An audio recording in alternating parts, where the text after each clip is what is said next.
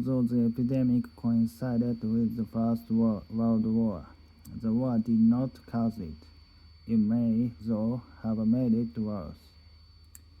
The adverse conditions in the army, where soldiers suffered from fatigue and vitamin deficiencies, probably made them more vulnerable to exposure to the virus.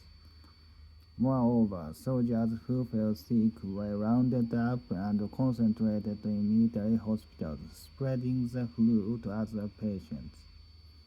Indeed, more American soldiers died from the flu than on the battlefield. Any infectious disease will pass through an army quickly, especially one weakened by physical exertion.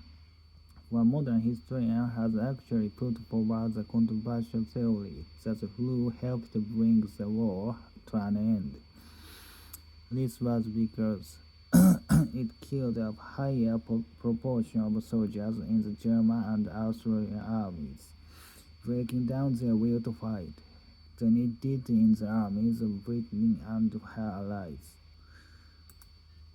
After the first outbreak of the virus, it died down temporarily, but then there came another surge of infections. Of course, there have been later flu epidemics. One in 1957 killed 2 million people. But survival rates in these later outbreaks were far better. Scientists who have studied specimens of the Spanish flu suggest it may have weakened the lungs, leading to infection by dangerous bacteria. The Spanish flu was a terrible warning of the dangers of viral infections, and the fact that it has not made more impact on our historical memory remains puzzling.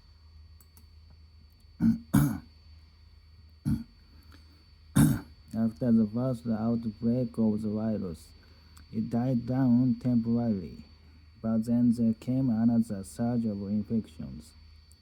Of course, there have been later flu epidemics. One in 1957 killed 2 million people, but survival rates in these later outbreaks were far better. Scientists who have studied specimens of the Spanish flu suggest it may have weakened the lungs, leading to infection by dangerous bacteria. The Spanish flu was a terrible warning of the dangers of viral infections, and the fact that it has not made more impact on our historical memory remains puzzling.